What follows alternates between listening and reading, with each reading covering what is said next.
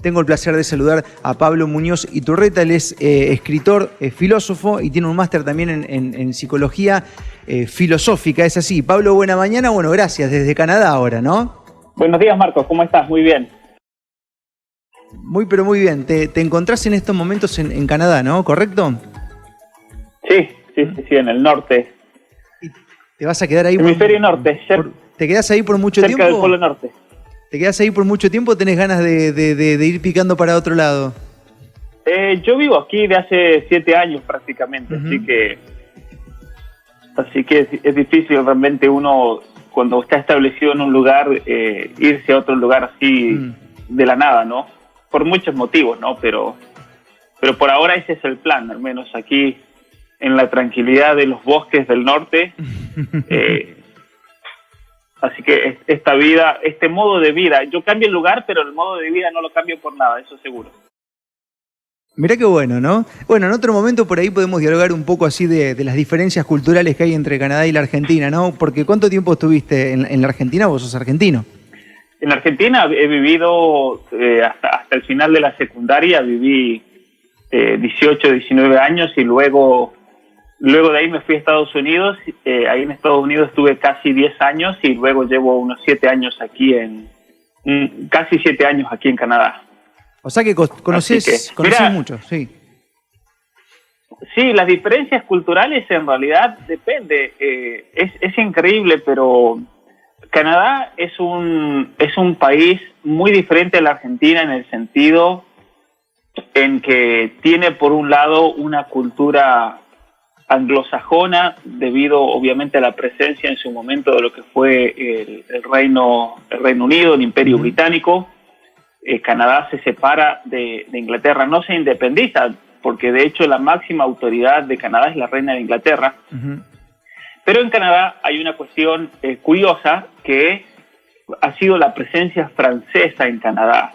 A partir de allá por fines de 1500, principios de 1600, en toda la zona de Quebec y Montreal y demás. O sea, en Canadá tenés, incluso aquí donde yo vivo, tenés grandes comunidades francesas. Vos vas a algunos negocios y hablan todos en francés.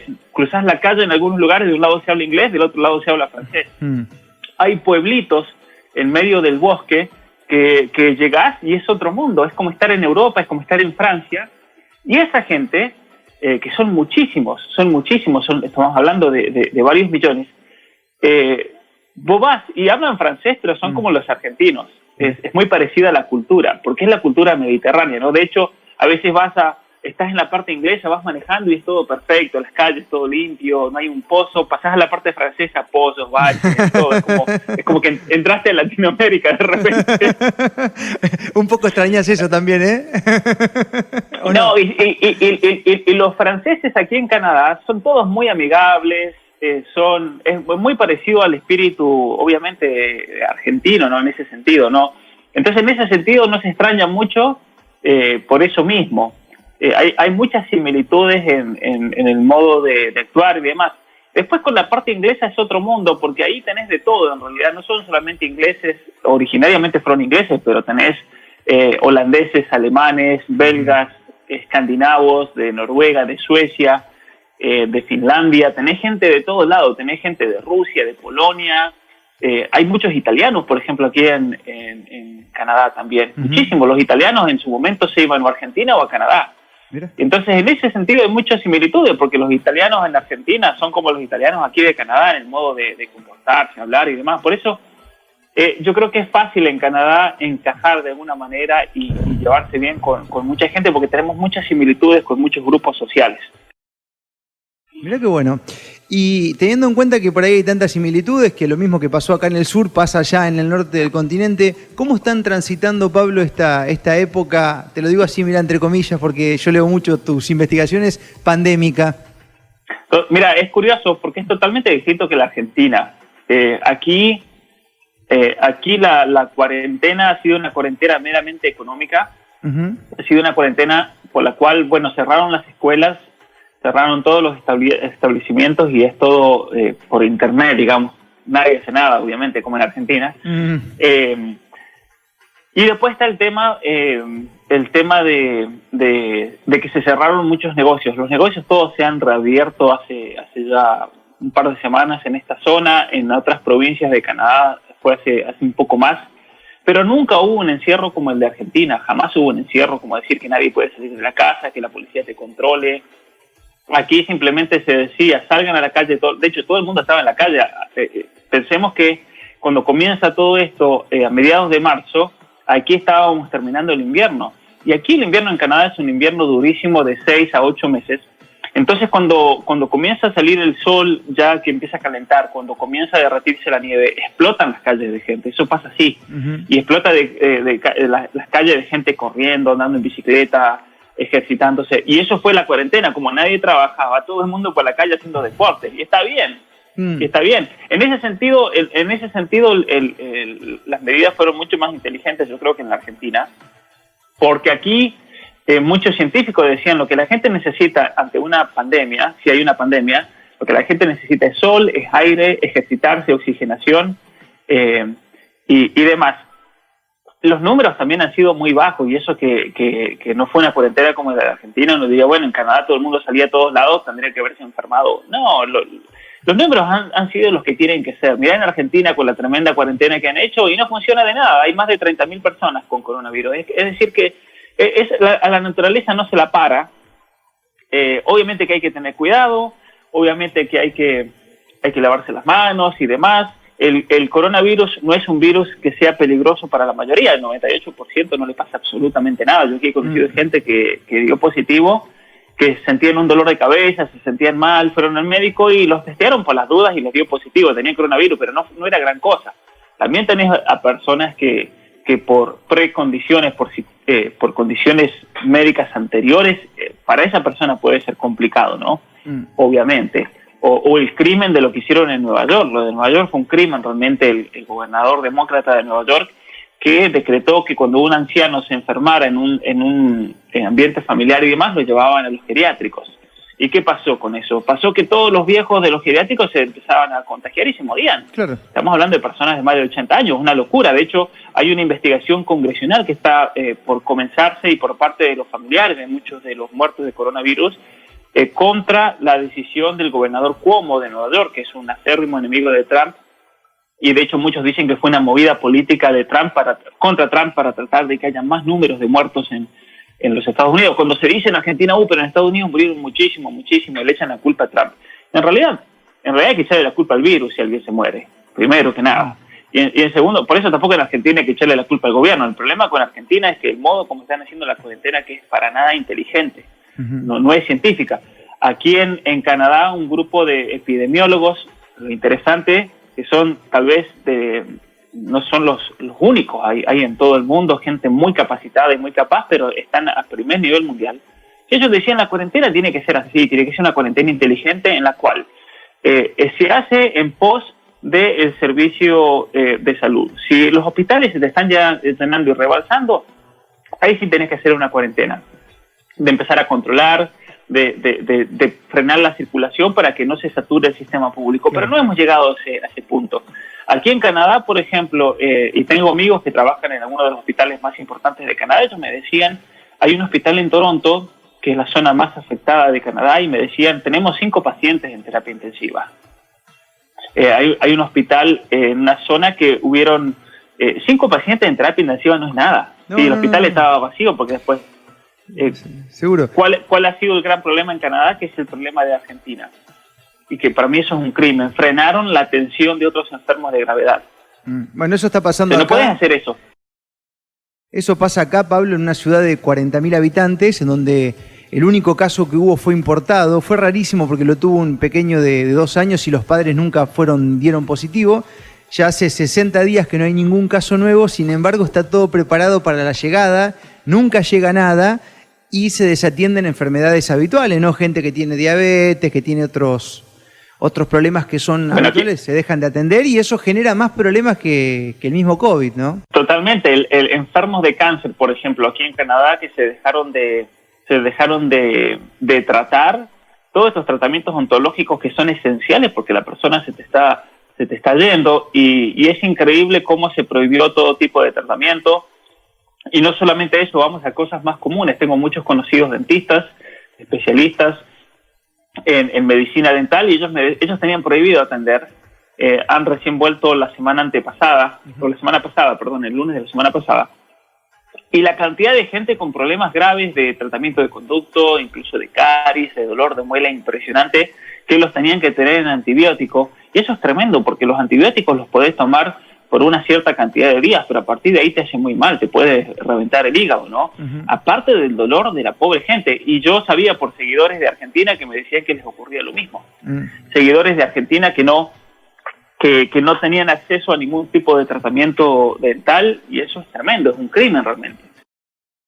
Sí, realmente es muy loco. Ahora, ¿cuál es tu impresión en todo esto? Porque lo que veíamos en un inicio a nivel mundial es como que la mayoría de los países seguían los pasos que indicaban la OMS, ¿no? La OMS.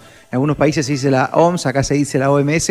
Y después también se fue viendo que, además de ser totalmente incongruente la OMS y contradecirse en poco lapso de tiempo, muchos países también se fueron despegando, ¿no? de las directivas de la OMS, haciendo la suya, y han obtenido mejores resultados que incluso Argentina, que es un país que hoy, bueno, algunos informes dan que ha manejado muy bien el COVID-19, pero bueno, sin embargo hay un montón de problemas que van a causar, ya dicen los economistas, los sociólogos y algunos médicos, muchísimos más inconvenientes que si hubiese entrado el virus con de todo, ¿no?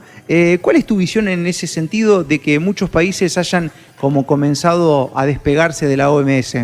Porque en primer lugar la OMS es una asociación totalmente ideológica, es una Se nos está cortando justo ahora. A ver si lo volvemos a enganchar a Pablo. Ahí está. Ahí volvió. Se había cortado. Sí, la OMS no es una asociación científica para nada. La OMS es una asociación totalmente política que está al servicio de los intereses de aquellos que la solventan económicamente, que la financian económicamente. Recordemos que todos los países miembros de las Naciones Unidas tienen que pagar una especie de membresía. La Argentina paga $4.300.000 al año por ser miembro de la OMS. Es tremendo realmente. Pero eso significa el monto total de todos los Estados Unidos, por ejemplo, daba, ya se dejó de solventar y se salió. Estados Unidos daba un monto cercano a los $500 millones, un poquito menos. Todo esto sumado, todo el monto que da Estados Unidos, Alemania, Rusia, la China mismo, es solamente el 20% de la subvención total. El 80% de la OMS lo solventan compañías farmacéuticas y fundaciones que tienen un interés muy grande en la industria farmacéutica. Especialmente la fundación de Bill y Melinda Gates. Ellos solos, en los últimos 10 años, han donado $2.500 millones, para que te des una idea. El monto de dinero que dan realmente.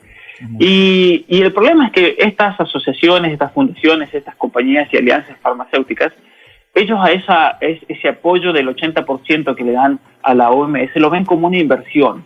¿Y por qué es una inversión? Porque si esta compañía farmacéutica, por ejemplo, que fabrica tal vacuna, es la que la mantiene económicamente, el día que la OMS tenga que recomendar una vacuna para la población contra la hepatitis, contra la meningitis, contra el tétano, contra lo que sea, sí o sí va a estar obligada a decir, tiene que ser de esta compañía, porque hay un conflicto de interés gigantesco ahí. Entonces, el primer problema de la Organización Mundial para la Salud es que se tiene que hacer una investigación externa para eliminar todo tipo de donación que tenga un conflicto de interés. Es decir, si la Fundación Gates quiere donar $2.500 millones, buenísimo, y se lo agradecemos y que lo done, pero no puede tener ningún decir, no puede tener, al momento de tomar decisiones, no puede tener la palabra ni puede tener un lugar en el estrado para tomar las decisiones que se toman. No puede. Las decisiones las tendrían que tomar los países miembros de la OMS, los países que la conforman, y tendría que ser... Mira, lo que pasó con la OMS es lo mismo que ha pasado con los contratos con Lázaro Báez en Argentina. Es el mismo esquema de tramoya, pero aquí estamos hablando de muchísimo más dinero, digamos. O sea, ese es el nivel de corrupción que hay en la OMS. Pero por otro lado, la OMS tiene una historia de haber creado falsas pandemias y falsas alarmas, no por una cuestión de, muchas veces mejor pecar de prudente, como dicen, ¿no? Pero no por una cuestión de que ellos digan, bueno, agrandemos la cosa, total no va a ser mal, agrandar la cosa, es peor minimizarle que se te muera mucha gente. Pero eso es sabido, por ejemplo, con la epidemia o la falsa pandemia del H1N1 en el año 2009. Simplemente fue un esquema financiero para imponer la vacuna contra la gripe porcina en el mundo entero. De hecho, todos los países tuvieron que adherirse a eso. Y fue un negocio de miles de millones de dólares, que después se demostró que la H1N1 era una gripe común y corriente. Y en segundo lugar, la vacuna no hacía absolutamente nada, incluso terminó matando gente. Y ese es el problema con las vacunas contra la gripe, ese es el problema. A ver, vayamos y expliquemos algo también para los oyentes que me parece que es importante.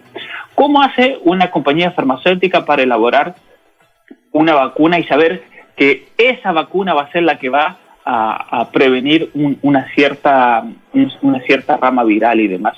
Porque hay muchos virus dando vuelta, hay muchísimas gripes. Sí, claro. Lo que hacen es así, mira, y eso yo lo veo aquí en Canadá, por ejemplo, y se ve mucho en los Estados Unidos. Hay movimientos en el mundo de pájaros. En el continente americano ese movimiento migratorio de pájaros va desde Argentina hacia Canadá. Entonces, ¿cuál es el problema con estos movimientos de pájaros? Que los pájaros que portan coronavirus, que portan cantidad de virus y enfermedades, los pájaros van recorriendo todos los países de América, desde la Argentina, Chile, hacia Canadá. Y a medida que van recorriendo van agarrando enfermedades, muchas veces los pican los murciélagos. En Colombia, de hecho, hay una población de murciélagos más grande del mundo. Y entonces cuando llegan a Canadá, y muchas veces lo hacen también en los Estados Unidos, lo que los científicos tratan de hacer es atrapar esos pájaros. De hecho, usan a cazadores y demás. En la zona donde yo estoy hacen eso, tiran redes al aire, redes que atrapan los pájaros que vienen migrando desde la Argentina.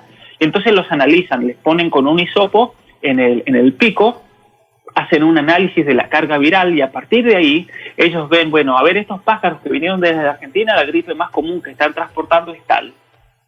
Y es así como nosotros nos enfermamos, porque los pájaros, por ejemplo, ¿cuántas veces vos vas al auto, por ejemplo, y ves que el pájaro te hizo un regalito, como se dice, ¿no? Claro, sí.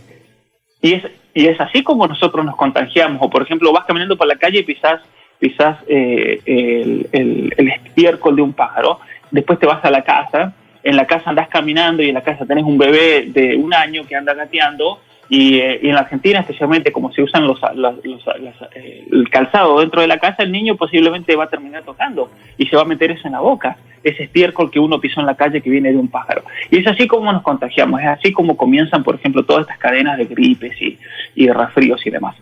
Ahora bien, los científicos lo que hacen, estos biólogos, lo que hacen es detectar ese virus y se lo mandan a las farmacéuticas. Las farmacéuticas se los compran, las farmacéuticas son las que muchas veces solventan esa investigación. Y una vez que tienen el virus, ellos elaboran la vacuna. Pero en realidad ellos lo que hacen es tratan de adivinar cuál va a ser la gripe preponderante en esa estación. Ellos adivinan, porque hay muchísimos virus dando vuelta, no saben cuál puede ser, ¿sí? Ellos adivinan cuál va a ser esa vacuna, ese posible virus que se va a extender por la población, y ahí fabrican la vacuna. Por eso, vacunarse contra la gripe muchas veces no sirve absolutamente de nada, porque tal vez te agarraste una carga viral de otro virus que no tiene absolutamente nada que ver con esa vacuna, claro. ¿No? No hay forma de saber, digamos, cuál de todas las cepas va a ser la que va a ser preponderante ese año, digamos. No hay manera de saberlo. No, solamente adivinan. E incluso, supongamos que vos te contagiás y ahí detectan la cepa del virus. Es un negocio, el esfuerzo que lleva de preparar una vacuna, producirla y demás, es tan largo que cuando tengan la vacuna ya pasó la gripe. Claro.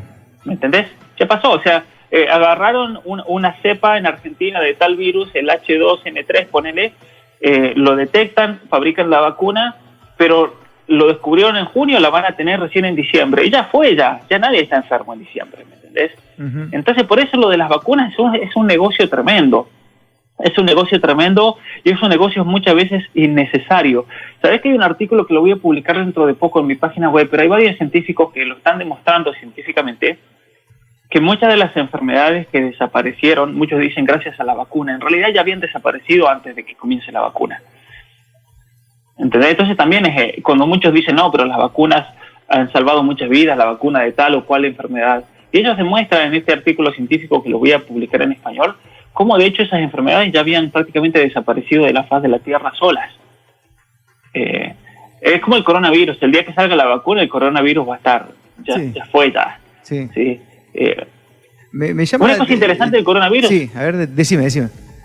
Un comentario rapidito. Una Dale. cosa que me parece interesante es que cuando la gente ya pierde la confianza con el coronavirus, que ya no se cree el cuento del gobierno y demás, de repente aparece un famoso, aparece un político con coronavirus, de repente, para traerlo en la conversación. Eso pasó aquí en Canadá. En Canadá la gente en un momento se hartó, dijo, nada, pero no pasa nada con el coronavirus, no tenemos nadie. Y de repente, de modo milagroso, la esposa de Trudeau se enfermó de coronavirus. Nadie del entorno familiar, ninguno de los hijos se enfermó, ni la madre, ni todo ese entorno de los sirvientes que viven en la casa, la seguridad y demás. La esposa de Trudeau de repente tenía coronavirus. Entonces todo el mundo y todos los diarios, la esposa de Trudeau tiene coronavirus.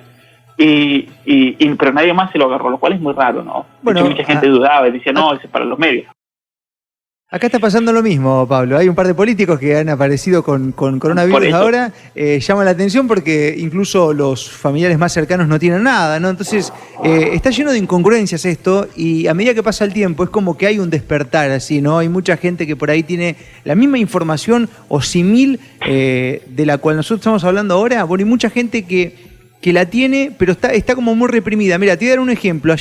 Ayer fui a tomar un café a un lugar en donde la persona que me hacía seguir todos los protocolos, que algunos son hasta ridículos, ¿no? Tenés que entrar con barbijo, después adentro te lo podés sacar, después cuando salís tenés que volver a ponértelo, todo para que no te vean.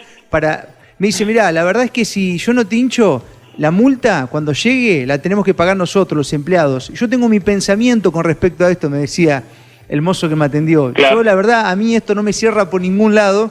Pero sin embargo, por una cuestión de orden o de interés político o de miedo, están cumpliendo con todos esos protocolos que muchos de ellos no tienen asidero, ¿no? Esto de ir a un gimnasio, entrar por una puerta, salir por otra, que alguien me explique cómo medicinalmente puede uno evitar un virus de esa manera, pero sin embargo no entiendo cómo gran tanda de nuestros dirigentes políticos siguen con esto, ¿no? Evidentemente estarán amenazados con algún sobre, alguna chequera, alguna obra por hacer o algo por el estilo, porque mucho sentido común esto no tiene, no sé si en Canadá pasa lo mismo. No, mira, es tremendo, realmente una cuestión que es totalmente ilógica en la Argentina es que el año pasado, desde el año 2003 más o menos hasta el año 2018 y 2019, han ido aumentando exponencialmente las enfermedades respiratorias en la Argentina, especialmente las muertes causadas por enfermedades respiratorias. Y estamos hablando de números altísimos en la Argentina. En el año 2018 murieron 60.000 personas, casi 60.000 personas, por enfermedades respiratorias, de gripe, de neumonía. Entonces, ¿cómo puede ser que por un virus que ha matado a un número bajísimo, ínfimo de personas realmente, porque mirando la población total no tiene ninguna relevancia desde el punto de vista estadístico, porque, a ver, al momento de tomar decisiones de salud pública hay que tener en cuenta las estadísticas, hay que dejar de lado todo sentimentalismo. ¿Por qué? ¿Por qué es eso? Porque si tomás al sentimentalismo como la causa o realmente la guía de discernimiento, entonces muere un niño atropellado, lo cual es lamentable, tenés que prohibir todos los autos en Argentina, por ejemplo, no tiene sentido eso. Entonces, al momento de tomar decisiones de salud pública tenés que tener en cuenta las estadísticas. ¿Por qué para las enfermedades respiratorias no se hizo absolutamente nada en Argentina, pero ahora se te muere un número ínfimo de personas y paras todo un país y destruís una economía? O sea, no tiene sentido. Aquí hay otra cosa detrás. Y ahí sí ya podemos ir conectando y atando hilos en la Argentina. Una cuestión es la cuestión geopolítica. Argentina, es obvio por decisiones que se vienen tomando en los últimos años, que Argentina se está poniendo al servicio de la China. Eso es obvio. Eso cualquier estratega geopolítico lo va a saber notar. ¿Y a qué me refiero con esto? Que obviamente que hay una movida a nivel mundial que apuntaba a quebrar las economías del mundo con distintos motivos. Quebrar la economía de los Estados Unidos para hacer caer a Trump, quebrar la economía de Brasil por el mismo motivo, para hacer caer a Bolsonaro, pero también quebrar la economía de otros países para ponerlos al servicio de China, porque en definitiva, cuando Argentina esté en la lona, el que va a venir al salvataje, y acuérdense de eso, va a ser la China. La China va a ser la que va a venir a ofrecer un paquete económico de salida a la Argentina, incluso con lo del mismo Vicentín, con todo lo que está ocurriendo en la Argentina, con esta expropiación. a mí no me extrañaría que sea la mano de China la que está detrás de todo esto, ¿no? Porque de esa manera China se asegura la cuestión alimentaria, que para China es un problema gigantesco. Nosotros no tenemos el problema. Para un argentino es difícil entender eso, pero hay que ponerse en el lugar de China, un país que tiene poca agua, un país que tiene poca producción agropecuaria, un país que necesita de materias primas para poder continuar este crecimiento económico y productivo. Y sí o sí la China va a necesitar de países como Argentina, países satélites que le brinden y que sean los que le proporcionen las materias primas y nada más. O sea que los chinos nos están usando totalmente, y los gobiernos, porque todos los gobiernos de los últimos años lamentablemente se han dejado usar en este juego, ¿no? Es increíble ahora que vos me decís eso, uno va atando cabos, ¿no? Acá hay algo muy raro que se sabe muy poco. Pablo, quizás como investigador también un poco tenés más datos que nosotros, sobre esta estación gigante que ha construido el gobierno chino en el sur de la Argentina, que pasan los gobiernos y nadie dice absolutamente nada de qué se trata, para qué está. Hay un hermetismo cerca de esto y a veces se tapa, y cuando hace falta una noticia se vuelve a reflotar. Los medios también están haciendo un trabajo bastante desprolijo con la información en general, y más ahora, ¿no? Con toda esta cuestión del COVID, que se utiliza para tapar un montón de cosas que están pasando, y un avasallamiento de las libertades tremenda, ¿no? que acontece acá en la Argentina. No sé qué opinión te merece. También sabemos que bueno, que tu información en cuanto al mundo geopolítico es interesantísima, pero ¿qué se sabe en Canadá acerca de esta estación gigante que hay instalada en el sur, que ya lleva varios años ahí? Es interesante porque una de las cosas que el gobierno chino dice al momento de firmar los contratos es que simplemente era una base para el estudio, una base espacial para el estudio del espacio y demás. Pero obviamente que esa es una base de espionaje. Es una base de espionaje, por un lado, porque posiblemente la tecnología que está usando la China en esta base espacial tiene la capacidad de interceptar todo tipo de comunicación que entra y sale de la Argentina. Pero por otra parte hay que entender esto. Hay una red de satélites en el mundo que son los satélites que nos conectan, que nos transmiten, que mandan información de un país hacia otro. Y China, lo que muchos expertos dicen es que con estas antenas de gran potencia, lo que hace es interceptar la información que contienen estos satélites y descargarla, robársela, ¿sí? Esto es lo que hacen. Estas antenas tienen la capacidad de ingresar en la información de estos satélites, te descargan toda la información, y por lo tanto tienen un conocimiento de todo lo que se está planeando, de lo que se está hablando, de lo que no se está hablando y demás. Por eso, para mí, en mi opinión personal, esa base de China en la Argentina es de espionaje. Es una base de espionaje y con uso militar, obviamente. Porque en la China quien maneja toda la cuestión de comunicaciones, de satélites y demás es el ejército chino.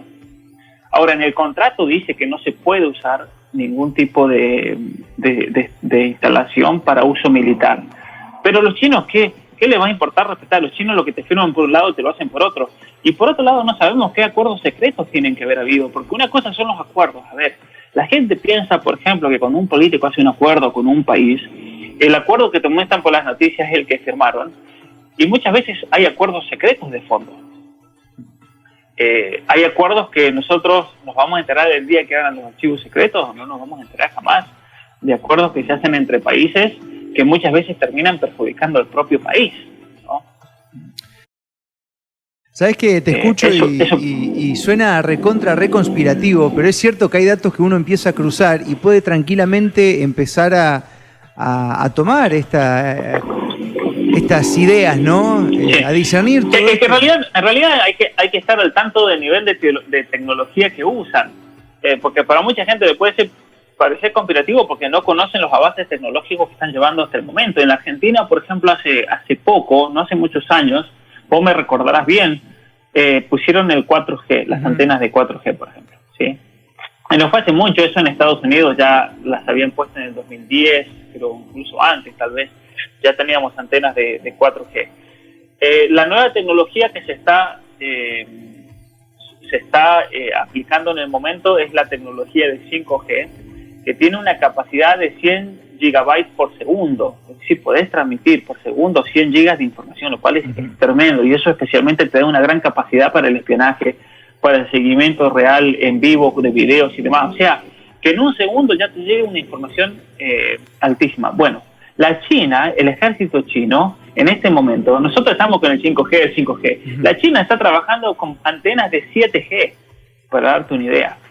O sea, de séptima generación la tecnología. Es como que yo te diga esto, para ponerlo a nivel así que se entienda la gente para que podamos comparar. ¿Te acordás cuando a principios del año 2000 salieron los primeros celulares en la Argentina que se popularizaron, que era un celular chiquitito, que venía con el teclado y demás? Bueno, es como que vos usés ese celular y un chino tenga un iPhone o un Samsung de última tecnología. O sea, te revienta. Es lo mismo que está ocurriendo con la tecnología celular y demás de comunicaciones. El ejército chino está trabajando con antenas de 7G. Por eso, esas antenas que se manejan en la Argentina, sería interesante ver la tecnología. Lo que pasa es que eso no lo sabemos porque para eso, para el ejército chino, para el gobierno chino, eso es una cuestión de seguridad nacional, ¿no? Lo de la base. Y es por eso que, por ejemplo, nadie puede entrar a esa base, salvo que sea con un permiso y demás. Nadie puede entrar a un radio determinado. Yo recuerdo cuando fue lo de la base, había leído, no lo recuerdo bien ahora, pero había leído algo en dentro del contrato que no se podía tener, por ejemplo, ningún tipo de aparato en un radio de no me acuerdo cuántos kilómetros, de aparatos de comunicación para tratar de interceptar o demás, ¿no es cierto? La información que entra y sale de esa base en Neuquén, ¿no? Que para nosotros, para todo el mundo en Argentina, es un secreto que se hace en esa base. Sí. Es un secreto absoluto, eso es un hecho. Sí. Pasan los gobiernos y nadie dice nada y llama mucho la atención. Yo nunca me olvido de eso, ¿no? Pero sí está claro que está como blindada la información que tenga que ver con la base china ahí en el sur de nuestro país. Ahora, la intención de China es ir por un globalismo medio autoritario. Entonces, si toda esta tecnología se está desarrollando a esa escala... Sí puede ser, pero por otro lado yo creo que al menos en la geopolítica mundial hay que tener en cuenta quiénes son los verdaderos actores o los actores más importantes.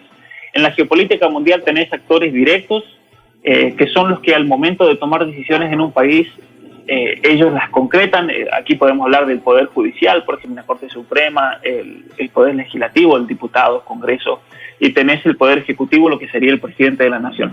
En definitiva, son ellos los que toman las decisiones directas que afectan a un país de modo directo. En el caso de la Estación Espacial China, se necesitaba del kirchnerismo, por ejemplo, que era el gobierno del momento, que firmara y que concretara directamente esa base espacial.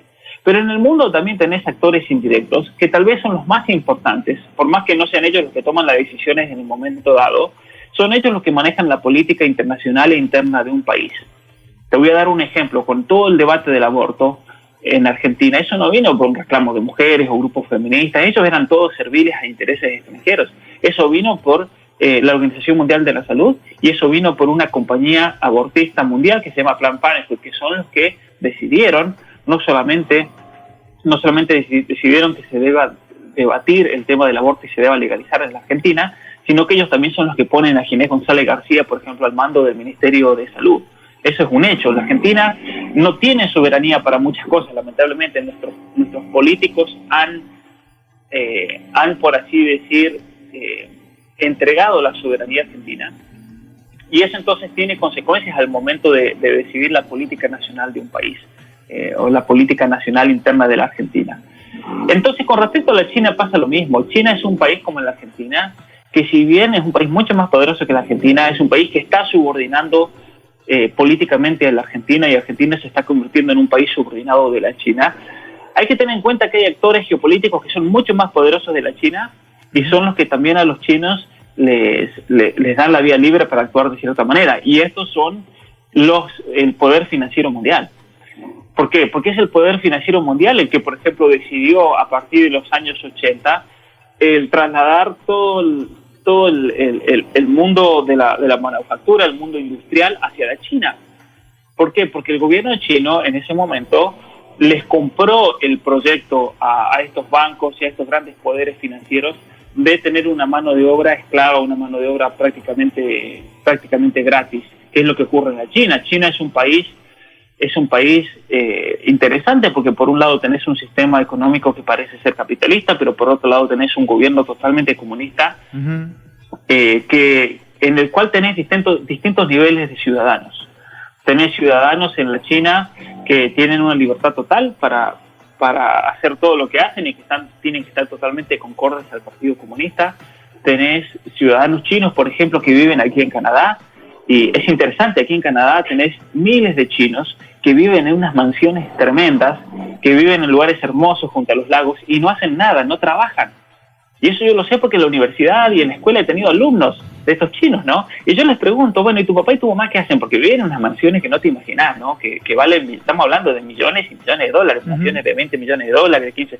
Y yo les pregunto, ¿y tu mamá y tu papá qué hacen? Y me dicen los jóvenes, nada, no hacen nada, viven nomás acá y listo. O sea, nos han sacado de la China para vivir acá. ¿Y quién les paga a ustedes, por ejemplo, para la universidad? ¿Quién les paga los gastos diarios? ¿Quién les paga? El abuelo que está en el gobierno chino y es dueño de la compañía constructora tal o cual. Por ejemplo, yo aquí en Canadá he conocido a algunos familiares de estas compañías que a veces, por ejemplo, cuando fue el Mundial veías propagandas en chino y demás. Bueno, yo conozco a los nietos de muchas veces de esta gente, familiares que viven todos, los sacan de la China para que vivan en un lugar, por ejemplo, con aire saludable, porque en China hay mucha contaminación, para que vivan mejor, para que aprendan inglés, para que vayan a las mejores escuelas y universidades de Occidente. Esto es lo interesante, los chinos predican todo un modelo comunista ahí dentro, pero después al momento de mandar a estudiar a sus hijos, los mandan todos a la Universidad de Toronto, a la Universidad de Oxford, a la Universidad de Cambridge. Es interesante, ¿no? Eso, bueno, los mandan todos al Occidente. La incongruencia de los grupos comunistas, digamos, siempre han dicho algo que ellos no hacen. Y esa incongruencia se nota cada vez más, digamos, porque antes quizás había un tiempo entre un dicho y el otro. Ahora la incongruencia es prácticamente instantánea, ¿no? Uno la puede ver en cuestión de semanas, ¿no? Es muy loco todo esto y también es muy loco cómo haya mucha gente que no presta atención a eso, ¿no? Mira, te voy a decir una anécdota muy graciosa. Por ejemplo, me conocés, vos, todos mis seguidores me conocen como yo soy un acérrimo luchador contra el comunismo, contra estas ideas socialistas de izquierda y demás que han hecho tanto daño a la humanidad. Y eso es algo público, conocido. Podés entrar a todo mi Instagram, podés ir a mis artículos, lo vas a ver en todos lados. Pero es interesante que estos chinos me buscan a mí, que yo sea el profesor de los hijos, por ejemplo. Cuando se anotan a clases, todos, ¿por qué? Porque quieren, y vienen los padres chinos a hablarme. Me ha pasado un montón de veces que te estoy hablando de gente que tiene familia, que tiene mucho poder en la China, y me dicen, usted tiene un modo de pensar muy agudo, que ve la realidad y demás, que se lo enseñe a nuestros hijos, por ejemplo. Mirá lo interesante de esto, ¿no? Es decir, o sea que ellos mismos se dan cuenta y entonces ellos crean una doble clase de ciudadanos. Los ciudadanos, los que van a estar en control de todo, ellos saben todo como nosotros y se dan cuenta.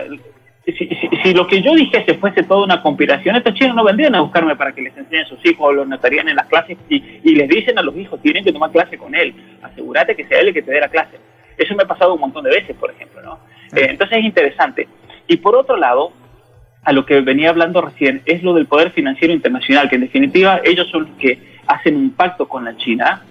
Eso es lo que hace una migración gigantesca de compañías de Occidente hacia la China, lo que ha causado también grandes niveles de desempleo en los Estados Unidos. Por ejemplo, en Estados Unidos hay pueblos y ciudades que se han hundido económicamente a partir de los años 80, y eso entonces es lo que explica el renacimiento, el surgir, por así decir, de Trump, una persona que está totalmente fuera de este mundo político, que se da cuenta de todo lo que han sufrido los norteamericanos durante tantos años. Estamos hablando ya de prácticamente 3 décadas, y él les promete, voy a hacer a Estados Unidos un país grande nuevamente, porque en los discursos de Trump de la campaña, él apuntaba, por ejemplo, a todos los estados en Estados Unidos que habían perdido las grandes compañías, habían perdido las grandes fuentes de trabajo, y no hay absolutamente nada ahora. Hay lugares en Estados Unidos que recién ahora con Trump se están levantando, pero yo recuerdo que he recorrido en los años 2007, 2008, 2009, ciudades muertas, ciudades que fueron grandes en los años 80, y después todas las compañías migraron a la China porque en la China tenían trabajo esclavo, por ejemplo.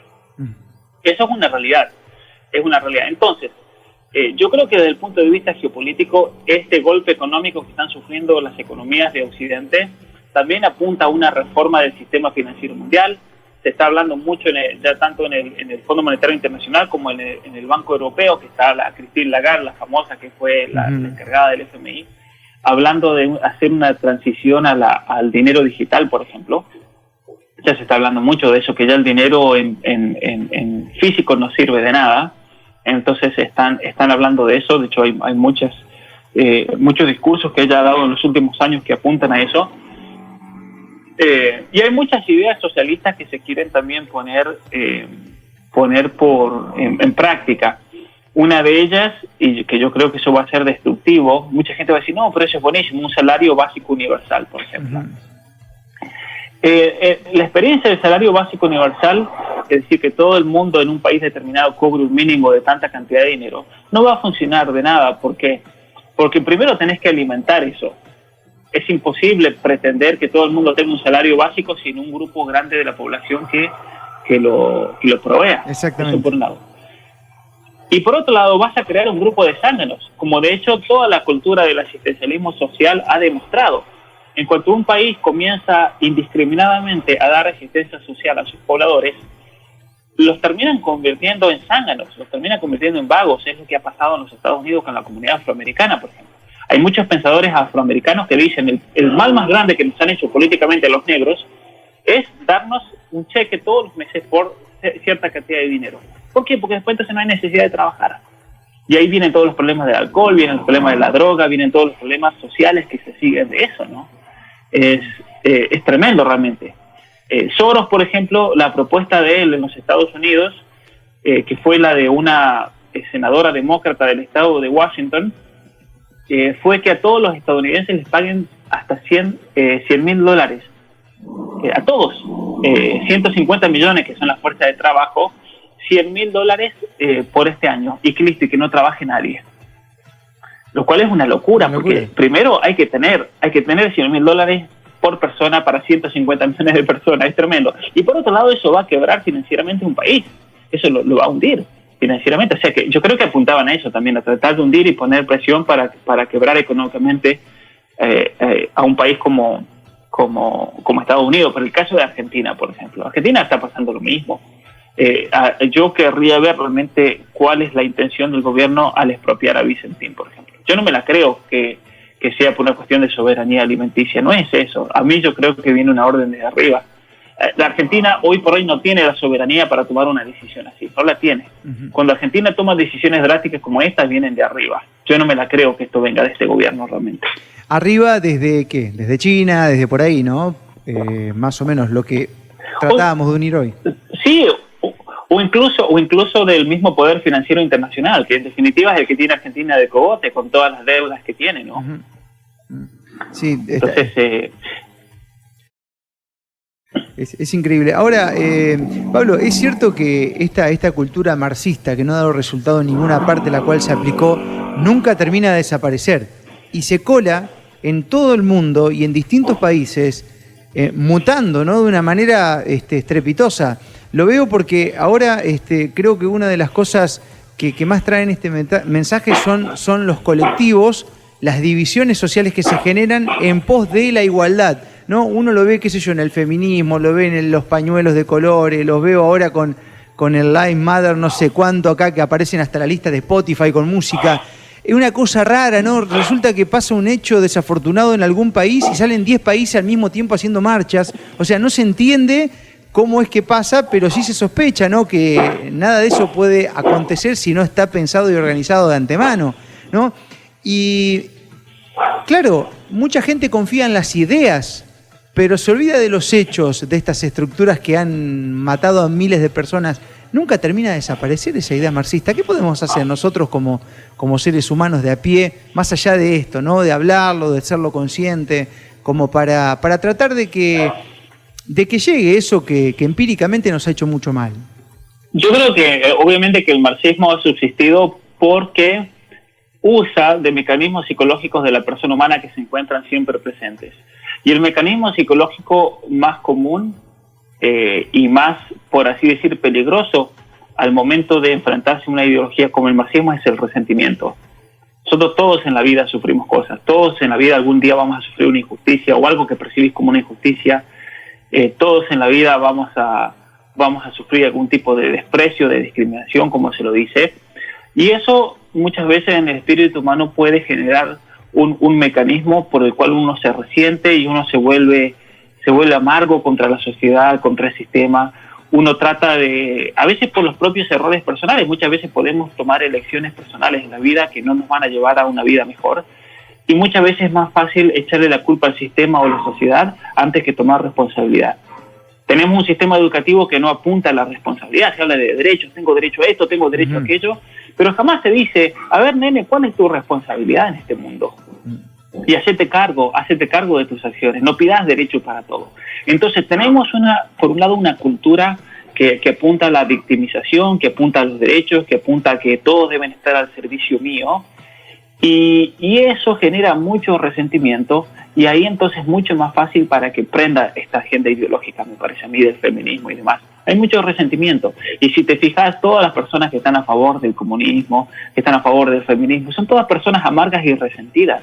Son personas que están resentidas con el sistema, son personas que al ser el sistema el culpable de todos los males personales, ni siquiera se preguntan qué tipo de responsabilidad pueden tener ellos y qué tendrían que hacer ellos para salir de esa situación, sino que claro, es el sistema, es este mundo, es esta sociedad, por lo tanto no hay nada que yo pueda hacer y no hacen absolutamente nada por cambiar. No hacen absolutamente nada por salir de esa situación. Esto es gravísimo, y eso yo creo que el marxismo lo ve, y es por eso que el marxismo se ha ido constantemente adaptando a la situación mundial. En la revolución industrial, ellos usaron de esa supuesta lucha de clases, mirá como tus patrones, vos trabajás como un animal y no te pagan nada, mirá, y ellos viven como ricos, y entonces llenarle la cabeza al trabajador de resentimiento y rencor. Hoy en día eso no funciona, porque es la realidad. Hoy en día es interesante cómo, de hecho, el sistema productivo mundial y demás en general en el occidente ha llevado a levantar el nivel de vida de la gente. Hoy en día generalmente una persona que tiene una compañía, al menos lo tendría que hacer, ellos comparten el fruto de ese trabajo con sus pobladores. El otro día estaba viendo un video de YouTube de Nicolás del Caño que decía, no, que ya de entrada, si vos sos dueño de una compañía, ya vivís de la opresión y del trabajo. No, eso es mentira. Eso es una gran mentira, porque obviamente que quien tiene dinero y tiene una gran compañía, eso tendría que verlo reflejado en el momento de pagarle a sus empleados, por ejemplo. Pero eso yo lo veo mucho en los Estados Unidos, lo veo en Canadá, donde hay una conciencia del empleador, por ejemplo, de que si la compañía le va mejor, le pagan más para levantar el nivel de vida de sus empleados. Entonces, el hecho de ser empleado no te hace ser oprimido y vivir en la pobreza y demás, y que el dueño de la compañía viva del fruto de tu trabajo. No es así, no es tan fácil. Eso por un lado, eso es falso. Pero por otro lado, entonces, como eso se ha demostrado que es falso, tienen que irse adaptando. Y es por eso que ahora el marxismo trata de tomar nuevas banderas, el indigenismo, o los negros que los matan, o el hecho de la mujer que es oprimida, que no tiene lugar en la sociedad. Te dicen datos falsos, por ejemplo, mezclados con medias verdades. Te dicen, no, la mujer es oprimida porque no hay tantas mujeres en puestos ejecutivos o en la política. Y la razón por la que no hay tantas mujeres no es porque sea oprimida, porque nosotros no las querramos ni nada, es porque la mayoría de las mujeres no están interesadas sinceramente en la política, no les importa. Preguntarle, a ver, todos los varones que están escuchando ahora, que le pregunten a su esposa, a su novia de política, y la mayoría de las mujeres van a decir, no, yo de eso no entiendo nada, o no tienen la cabeza en eso. Y está bien, cada uno se interesa de acuerdo a las propias inclinaciones. ¿Por qué no hay muchas mujeres en puestos ejecutivos en grandes compañías? Porque eso requiere que vas a laburar como un animal por 14, por 15, por 16 horas. ¿Se entiende? Las grandes compañías, por ejemplo, de abogados, yo tengo amigos que son abogados que ellos se van a acostar a la 1 de la mañana y se levantan a las 6 para seguir trabajando. Seguro. Entonces, ¿qué mujer va a querer una vida así? Nadie, especialmente si tenés hijos. No, pero aparte ya socialmente en los países nórdicos se ha demostrado esto, ¿no? Que las mujeres tienen una tendencia a trabajar más con gente y los hombres más van por proyectos individuales. De hecho se ha equiparado el tema de la entrada económica y demás y sin embargo a los hombres, bueno, esto tiene una cuestión biológica también, ¿no? Y negar eso sería generar otra división, ¿no? Una locura. Hablando de cuestiones biológicas, mirá, en Suecia se hizo un estudio en el año 2018 y luego se han hecho estudios aquí en Canadá que cuando un gobierno, y está bueno que lo hayan hecho en países nórdicos y en Canadá, porque son los países ejemplares en ese sentido, en tratar de imponer políticamente el feminismo y poner los cupos, por ejemplo. Es interesantísimo aquí en Canadá tener todo de los cupos, tener tantas mujeres y demás. Pero ¿qué ha pasado? Eso no ha funcionado. En Suecia y en Canadá se ha demostrado que en cuanto el gobierno trata de imponer políticamente esa igualdad de género, las desigualdades se hacen mayores. Es lo que pasó en Canadá. En Canadá han puesto políticas de igualdad de género, ¿y qué ha pasado? Menos mujeres están yendo a estudiar ingeniería y carreras tradicionalmente masculinas. La mujer, como en un acto de defensa natural, se retrae a sí misma y se va a aquellas carreras que son tradicionalmente femeninas, como es enfermería, como es educación y demás. Es interesantísimo. Lo mismo ha pasado en Suecia. Mientras más tratás de imponer esa igualdad de género, es más grande la brecha. En cambio, en los países que son totalmente desiguales, como se dice, hay más igualdad, que es el caso de Argentina. En Argentina, históricamente, no han habido políticas de igualdad de género, y por lo tanto, en Argentina te encontrás mujeres que son ingenieras, te encontrás mujeres que son médicas, te encontrás con mujeres en todos los tipos, te encontrás con mujeres en la política, te encontrás con mujeres en todos lados. ¿Por qué? Porque no han habido imposiciones políticas históricamente en la Argentina y por lo tanto se ha dado naturalmente. En cambio en Canadá, que tenés imposiciones políticas a partir de los años 70, es increíble cómo es muy difícil encontrar mujeres en ciertos ambientes porque la mujer se retrae, no quiere que la obligue el gobierno. Es algo natural, ¿no?